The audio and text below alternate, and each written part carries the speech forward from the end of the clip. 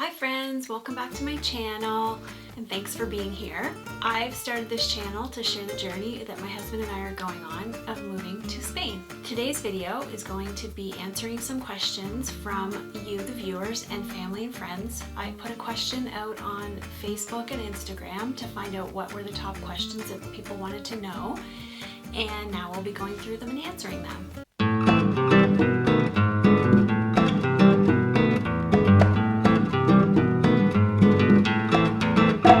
I'm going to stick to questions that haven't been really answered, or at least weren't answered in depth in previous videos. So if you want to know more about the basics of our big move, you can check out some other videos on our channel, and I'll link at least one or two up in the eye right here. So the first question, what will you be doing or plan to do while Trevor is working? The visa that we're getting includes the ability for me to work. But because we don't yet speak Spanish, I don't think I'll plan on working right away. Who knows what'll happen down the road, but for the time being, I think that I'm gonna start off with focusing on getting settled there and also building out this YouTube channel. I've never really shot video before, so it's a bit of a learning curve for me. And being the perfectionist that I am, I want it to be as good as I can make it with my current knowledge level, and probably some other things, but I think I'll answer those in future questions. Are you going to be picking up your camera again there? The answer is yes and no. So I am using my current gear to film these videos using my Fuji film camera and lenses, and I'll continue to do that when we get there.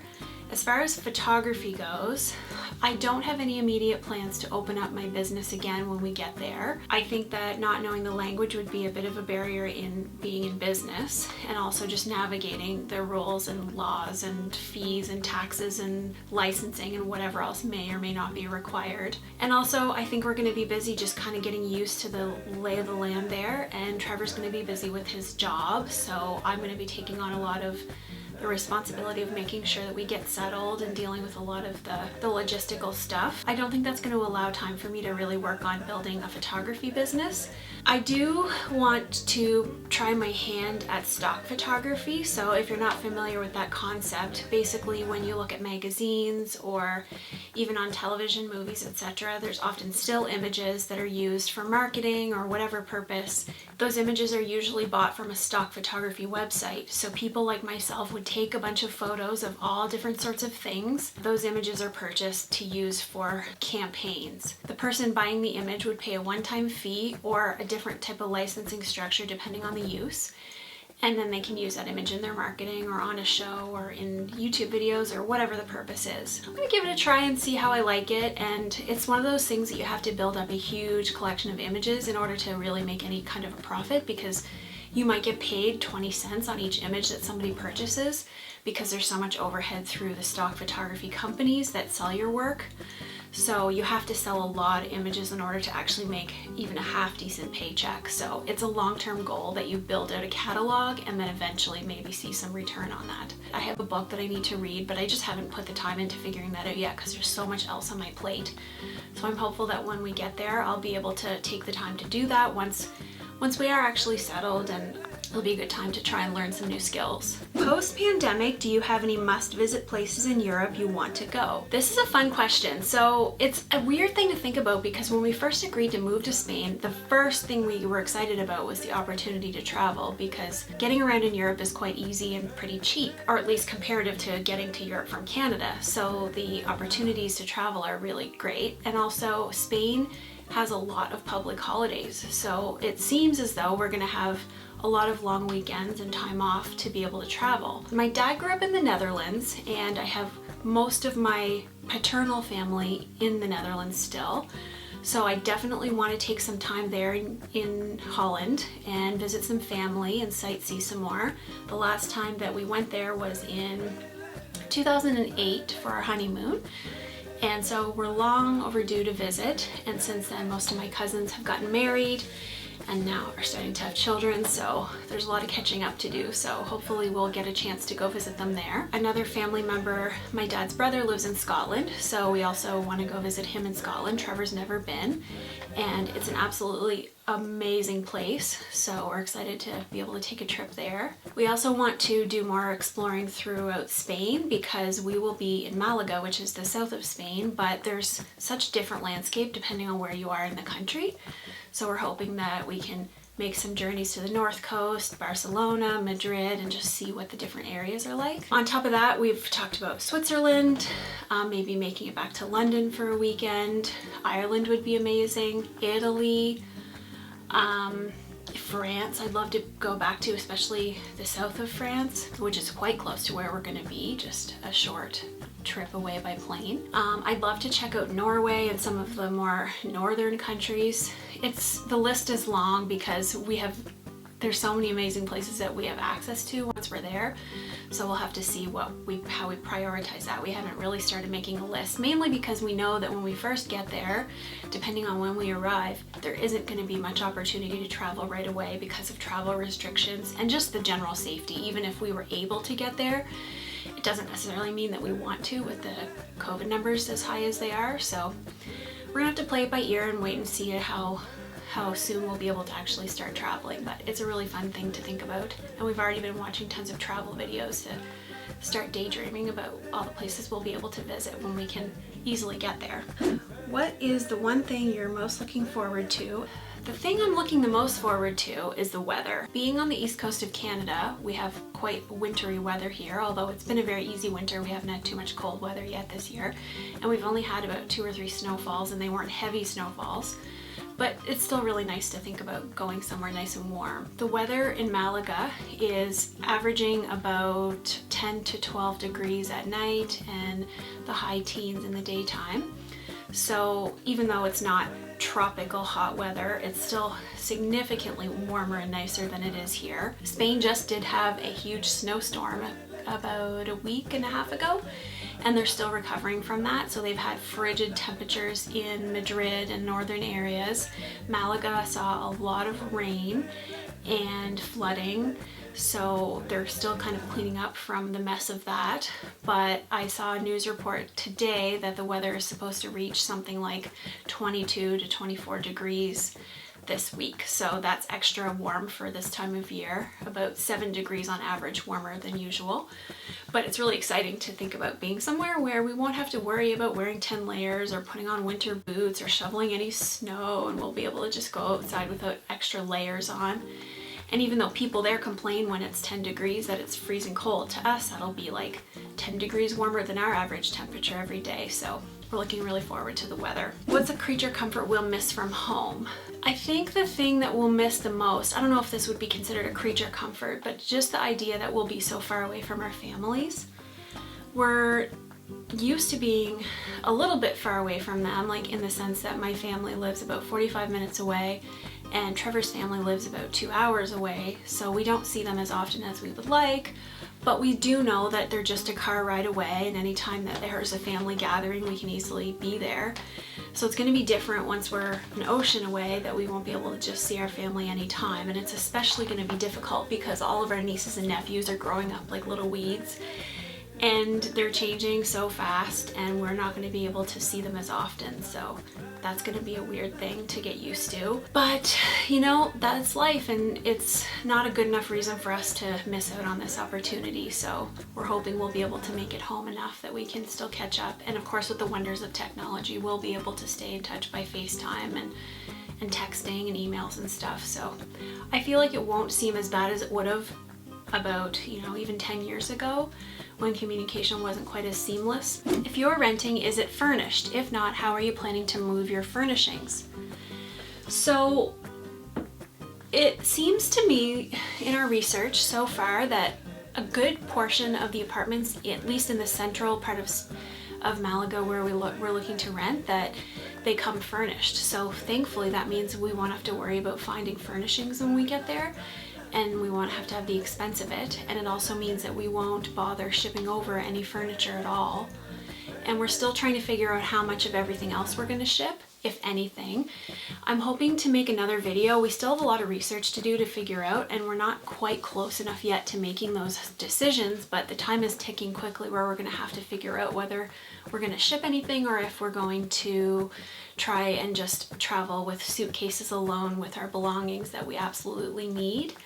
Shipping things internationally is quite slow unless you pay for air freight, so it could take 6 to 8 weeks to get our stuff, so we probably will avoid doing that if we can, just because we don't know how long we're going to be there and how much stuff we're actually going to need. Apartments there, like I said, are typically furnished, at least the ones we're looking at, so getting a place with furnishings won't be a problem, and usually they're pretty modern and beautiful. A few of them have kind of dumpy, older, worn out looking furniture, but a lot of them have brand new stuff. And the reality is that we don't have very nice furniture. Like, it looks nice, it's fine, but a lot of it was purchased with our house 13 years ago, or passed down over the years, or things that are just getting worn out from pets and use for this long. So we don't have a lot of things that we feel very attached to, so we're going to try and get rid of everything that's not of sentimental value, and that means that we won't bother having anything to ship, and we probably won't pay to store it either. And the other funny thing is that a couple of years ago, when we first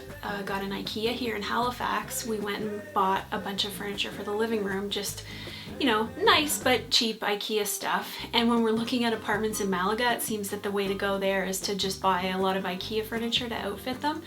So the funny thing is, we could pay an ass ton of money to ship a bunch of stuff over to Europe that's from IKEA, or we can go live in a furnished place that has a bunch of IKEA furniture in it already, and some of it, I've seen a few places that had pieces that we have here, so it's just really amusing to look at the photos and recognize half the furniture. If you're storing, how much does it cost? So that's another question I can't fully answer. My sister and her husband lived in Calgary for many years, which is on the west coast of Canada. They moved back here, I want to say like 3 years ago, and no, it was 4 years ago. Holy cow.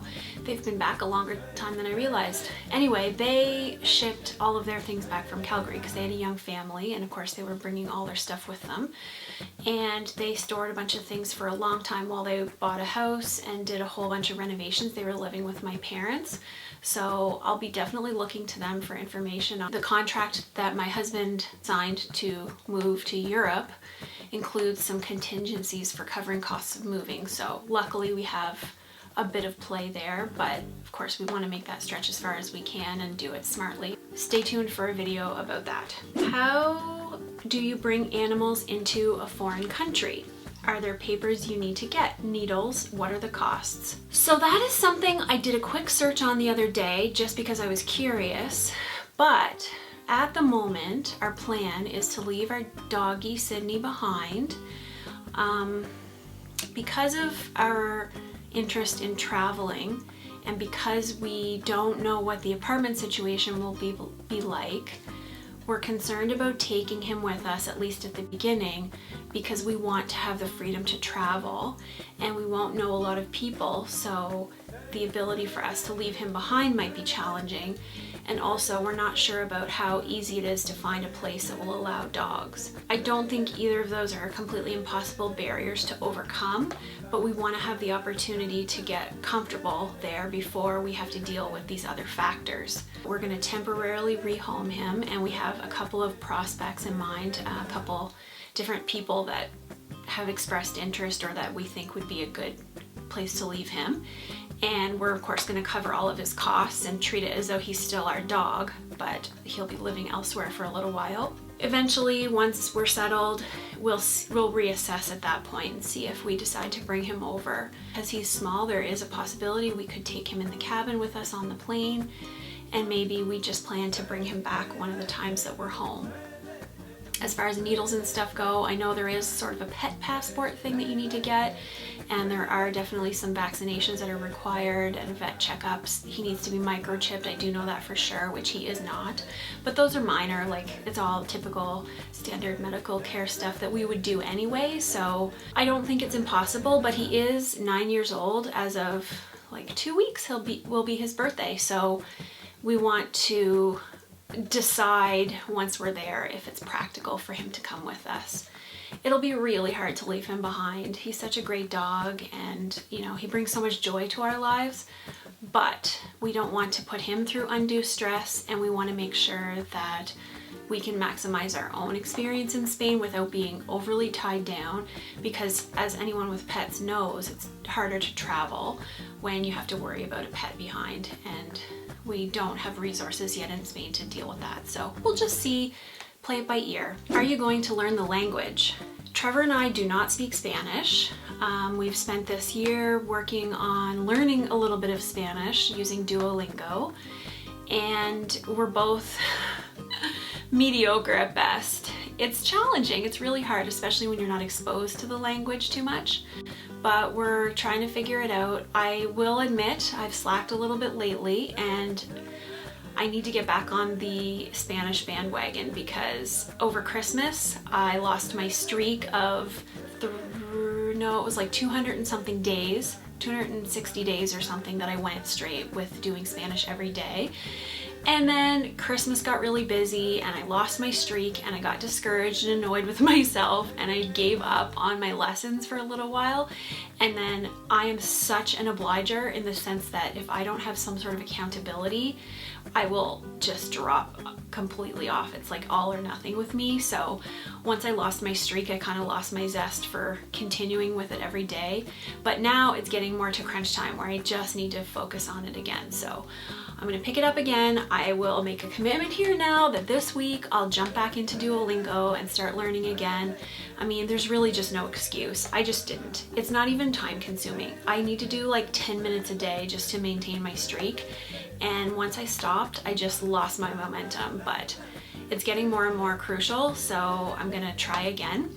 We definitely want to learn the language, because I don't want to be the kind of person that goes and lives somewhere and spends all my time with expats and tries to force the locals to speak in their broken English. Now, not everybody, obviously, many people are excellent English speakers, but some people aren't, so we want to be respectful of their culture and at least show an effort to try to integrate ourselves with their language and their customs. And part of that is for sure learning the language. So I think Google Translate is going to be my best friend, especially when we're shopping at the markets and maybe dealing with vendors who don't speak a lot of English. So top priority when we get there will be to learn the language. It's worrisome to me because I feel so behind with that. Like, even through doing the lessons for close to a year now, it feels so intimidating to me to think about even being fluent in Spanish, because I see headlines in Spanish newspapers and I'm looking at Spanish websites for information, and it's all like jargon to me. I do not understand it, and I feel like I know so little Spanish after studying for so long that the idea of being fluent is like mind-blowing to me. But I know it's a work in progress. It'll get easier with time, and when we're exposed to the language day in and day out, hopefully that will make it easier. Will you have enough room for visitors?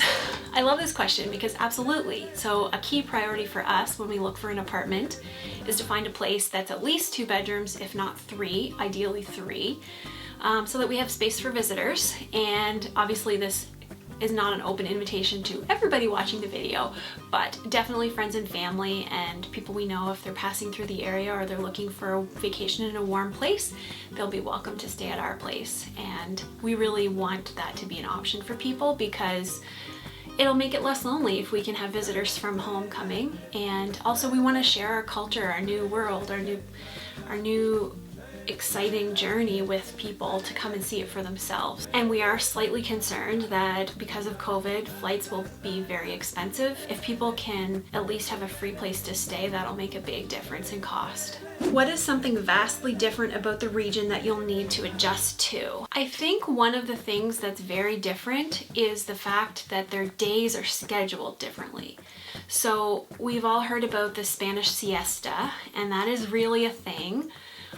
In workplaces like my husband's future office, that's not so much of the case. They work in a more corporate environment where they work a typical like 9 to 5 sort of schedule. Some people take a long lunch for like 2 hours and then they stay till 6 or 7 at night.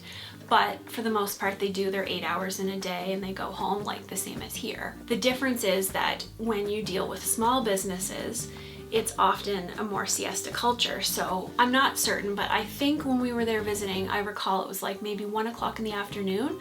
Almost all the shops close except for like the big, corporate stores and stuff, but any mom and pop, smaller boutique type places, they close, and they're closed for most of the afternoon.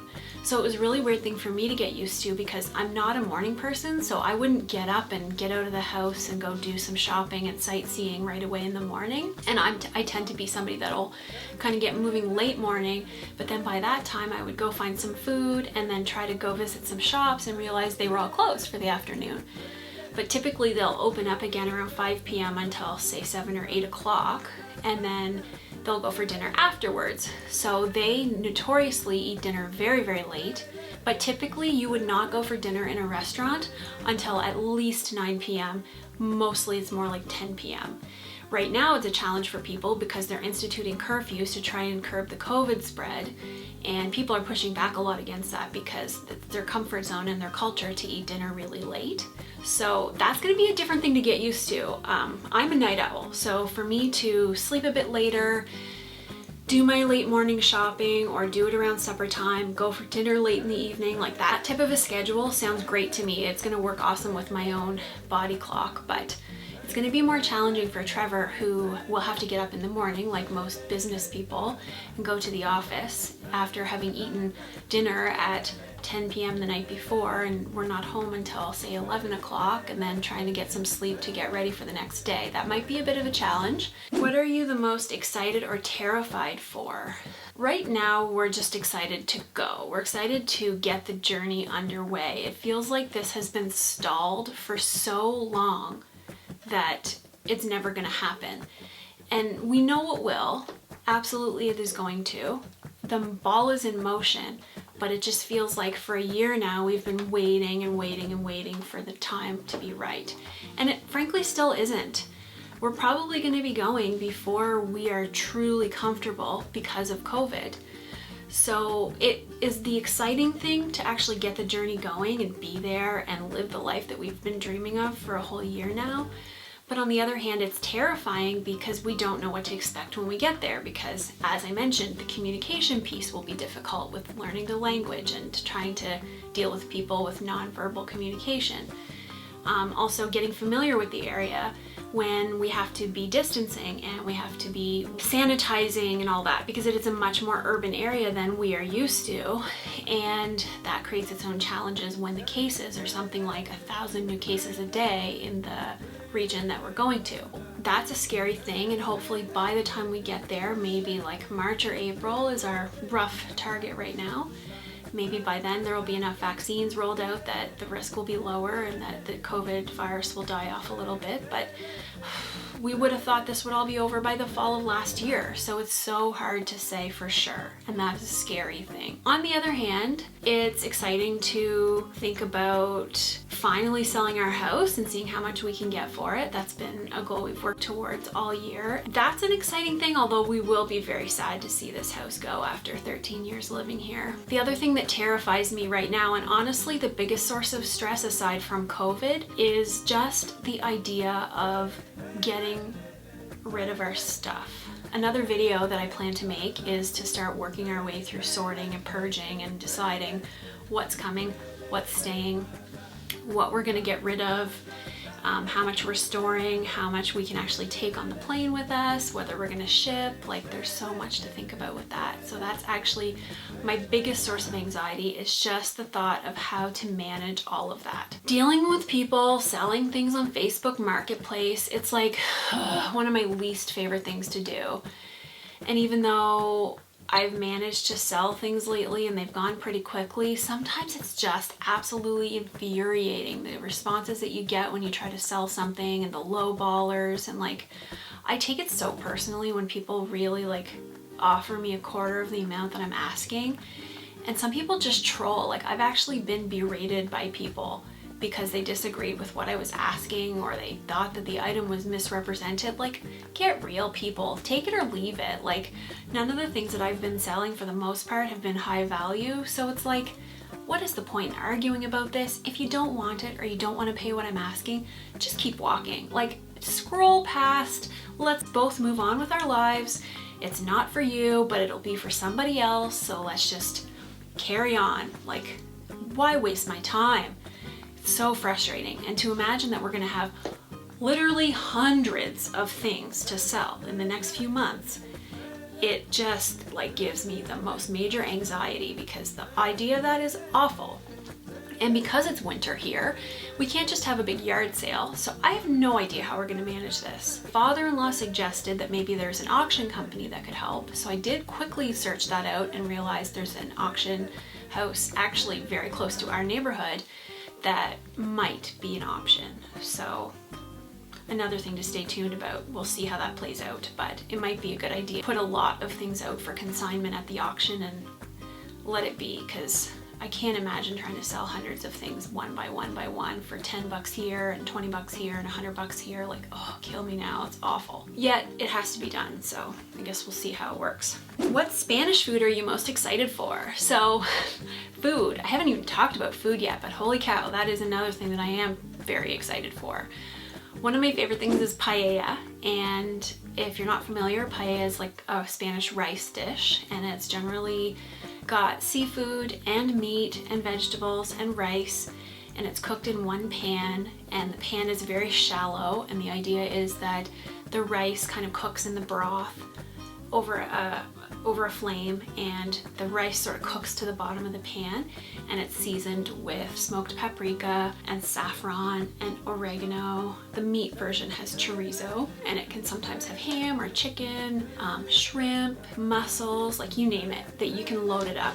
And every region of Spain has its own variety of paella. So when we were there, we mostly ate in a lot of places in the central part of Malaga, which is very touristy. I was not very pleased with the variety of paella I was able to get in the restaurants. One thing I'm looking forward to is finding some little hole-in-the-wall, more local places that are less touristy where we can get really good paella. One of the upcoming videos that I want to do is making paella, because I have actually managed to perfect my technique on making paella here at home.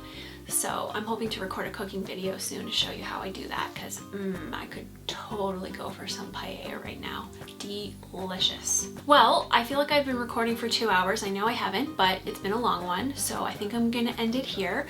Thank you so much to everybody who's sent in questions. They were awesome, and it was really great to see the things that you guys wanted to know about. I'm trying to get on a schedule, so this was a great, somewhat easy video to film. I'm hoping to get comfortable with vlogging soon.